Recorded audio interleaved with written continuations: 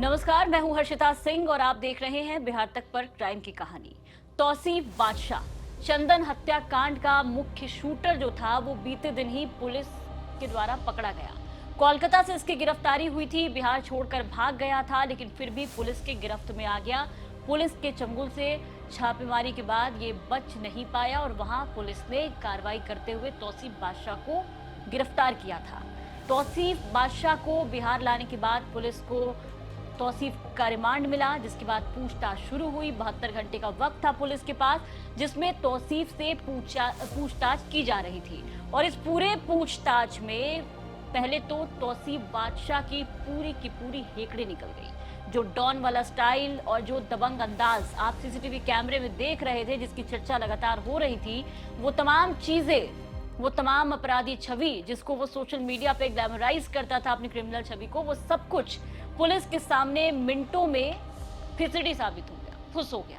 अब तौसीफ बादशाह पुलिस गिरफ्त में पहले तो डरा सहमा नजर आया, कुछ भी बोल नहीं पा रहा था। लेकिन जब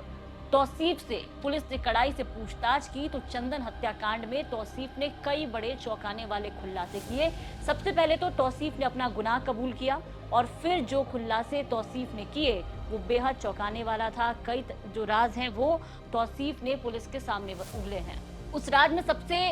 बड़ी बात जो थी वो ये थी कि तौसीफ ने बताया कि किस तरीके से शेरू और निशु की मिली भगत थी। वो निशु जो कल तक पुलिस गिरफ्त में ये कहते हुए नजर आ रहा था कि उसने कुछ नहीं किया है, तौसीफ से गलती हो गई, और वो आकर के हमें बता रहा था उस निशु के बारे में। पिछली कहानी में भी हमने आपको पूरी बात बताई थी, लेकिन अब तौसीफ जो कि निशु का भाई है, उसने खुद ही निशु खान के बारे में एक एक बात पुलिस को बताई है पुलिस गिरफ्त में, कि किस तरीके से चंदन मिश्रा हत्याकांड की पूरी कहानी जो है वो रची गई है। पुलिस की नजर जो है वो तौसीफ पर ही थी, क्योंकि तौसीफ ही इस पूरे हत्याकांड को लीड करता हुआ नजर आ रहा था पारस अस्पताल के अंदर, जहां वो आगे आगे चलता हुआ दिखाई दे रहा था।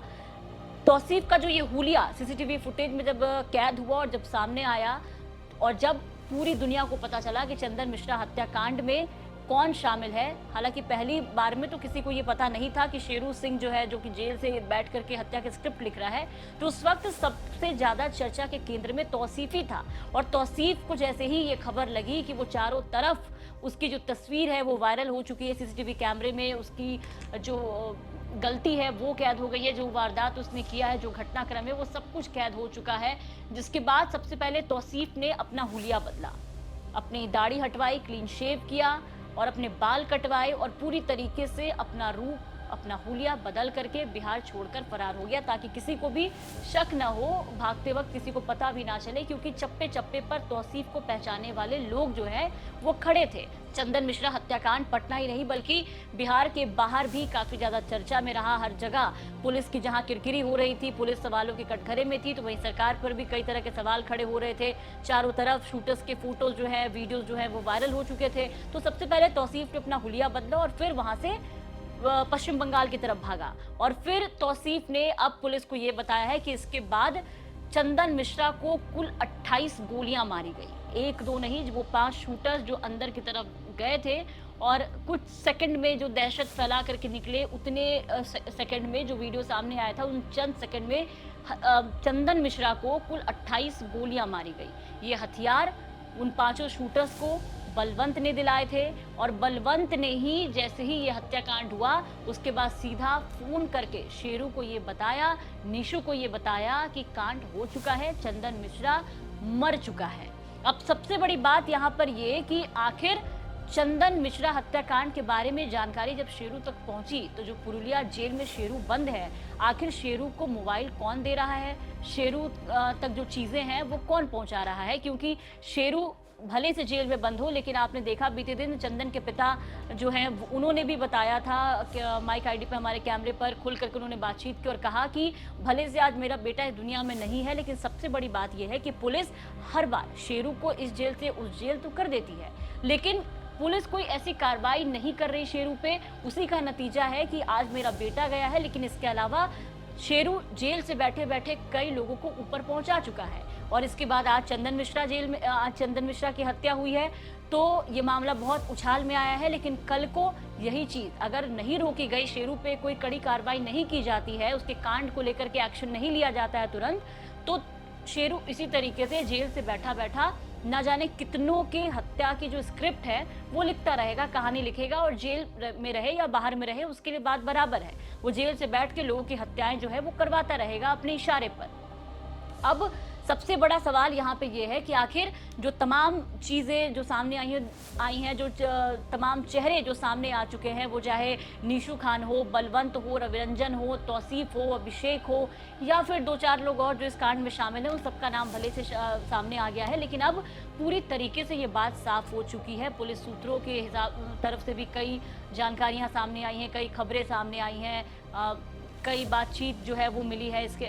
जानकारी मिली। इसके अलावा तौसीफ ने भी अब खुल करके पुलिस को बता ही दिया है कि शेरू ही वो इंसान है, वो हत्यारा है, वो मास्टरमाइंड है जिसने जेल में बैठ करके ये पूरी कहानी गढ़ी है। तो आखिर ऐसे में सवाल है कि पुलिस जो एक एक करके सब पर कार्रवाई कर रही है, सबको पकड़ रही है, लेकिन सवाल वही बरकरार है कि शेरू का क्या,